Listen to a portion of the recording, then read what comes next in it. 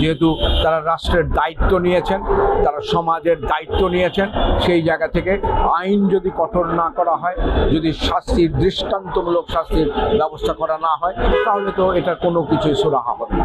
আমি আমার দুই কন্যা আছে, আমার দুই কন্যার বাবা আমি যখন এই সমস্ত ঘটনাগুলো ঘটে তখন বাবা হিসাবে আমি অত্যন্ত লজ্জিত হই, এই কারণে যে যাদের সাথে এই ঘটনাগুলো ঘটছে তারাও তো কারো সন্তান। সেই বাবা মার কথা আমার মনে হয় যে তার মানসিক অবস্থাটা তখন কি ঘটছে, আমি খুবই শঙ্কিত এবং খুবই বিভ্রান্তভাবে দিন যাপন করছি। আমি খুবই ফ্রাস্ট্রেটেড। আইন শৃঙ্খলা বলতে যা বোঝায় সেটা তো চর্চাটা বেশ কিছুদিন ধরেই অনুপস্থিত আছে।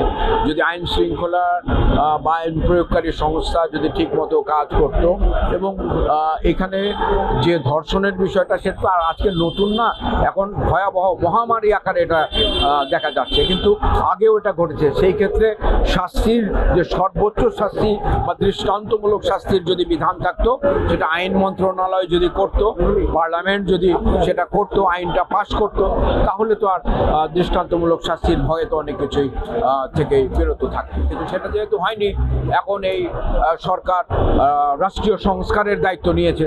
তারা আমাদেরকে যে স্লোগানটি বলেছিল যে ইসের জন্যে, আপনাদের অসুবিধার জন্যে দুঃখিত, রাষ্ট্র সংস্কারের কাজ চলছে।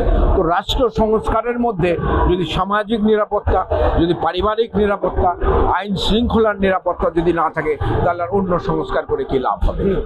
আমাদের তাদের প্রতি আমাদের সমবেদনা এবং সহানুভূতি প্রকাশ করা ছাড়া আমাদের কিছু করার নাই। এটা রাষ্ট্রীয় বিষয়, রাষ্ট্রের তাদের পাশে দাঁড়ানো দরকার।